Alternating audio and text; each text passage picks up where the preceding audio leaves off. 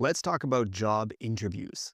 In today's video, I'm going to give you 17 extremely useful words you can use to help you prepare for your next job interview in English. Now, I've created videos about job interviews in the past, and I'm going to link one in the description below, which will teach you some phrases you can use at your next job interview. But in today's video, I'm going to teach you some simple vocabulary, some words on various topics. For example, describing your skills, describing your experience, and talking about your personality that you can use at your next job interview to sound more fluent and more professional. Now, before we get into that, I just want to start with some general nouns. These are words that you might hear in various situations to describe things related to job interviews. The first one on our list is the resume. Some people spell this with a little accent at the end of the word. That is more common in French because this actually is a French word, but most people don't add that when they're writing in English. Your resume is a short document which lists your experience, your qualifications, your education, and any relevant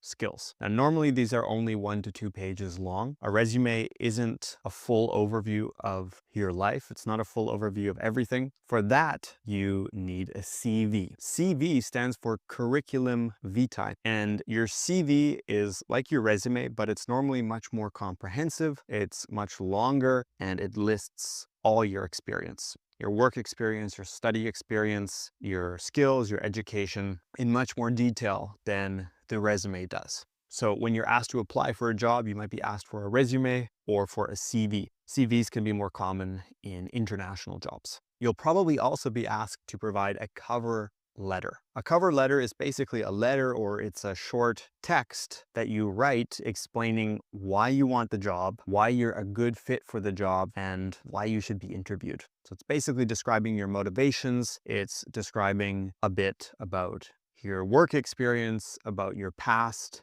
in the industry or in the field. And its goal is to convince the interviewer or the company that you're a good fit. It's to explain your motivations and your reason for applying. We call that a cover letter. The next word we have on our list is the word candidate. Somebody who applies for a job is a candidate. Now, let's talk about some words you can use to describe your traits. If you've never heard the word trait before, essentially a trait is a characteristic. It's something that describes you. It's part of your personality. And let's look at the word proficient to start. Proficient is a great word. I love this word. You can use it in so many different situations. When you are proficient at something, it simply means you are good at it. For example, if you are proficient at English, you are good at English. You can speak English well. If you are proficient at math, you're good at math. So you can use this word anywhere on your CV to talk about how good you are at something. You could say you are proficient at it. I also really like the word proactive. When you are proactive, you recognize a problem before it happens. You prepare in advance. You solve the problem early before it actually becomes too much of a problem. For example, you could say she was very proactive at work. She was always on the lookout for problems before they arose. She was proactive.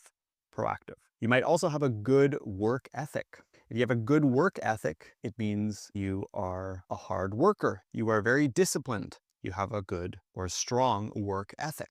Maybe you're reliable. If you are reliable, people can trust you. They can count on you. You always arrive to things on time. You are a reliable worker. If you're able to adapt to change and to new situations, we could say you are adaptable. Adaptable. For example, you could say you are adaptable in new situations. You are able to change your beliefs, to learn new skills, and to pivot when necessary. You are adaptable. That's definitely a positive trait. Similarly, you might also be a quick learner. A quick learner is somebody who learns new information quickly. Somebody who doesn't need a lot of time to learn new things. They are a quick learner. These are all words that you might include in your CV or in your cover letter. Now, we've talked about traits, characteristics, but I want to talk about skills. There are certain skills that look very good on your CV and on your resume. The first one is time management skills. If you have good time management skills, it means you are very good at managing your time. You are very good at organizing your schedule and your agenda. You don't waste time. and you meet deadlines. For example, you could say, I have good time management skills, or I have strong time management skills. You might also have organizational skills. You can organize things well. You have a good sense for logistics. You know how to structure things. You know how to schedule things properly. You are good at organizing things. You have strong organizational skills. Teamwork is your ability to work well with other people. So if you are good at teamwork, if you have strong teamwork skills, it means you are able to cooperate with people. You are able to work together with them to reach a common goal. You work well in a team. You have good teamwork skills. Some people are also analytical.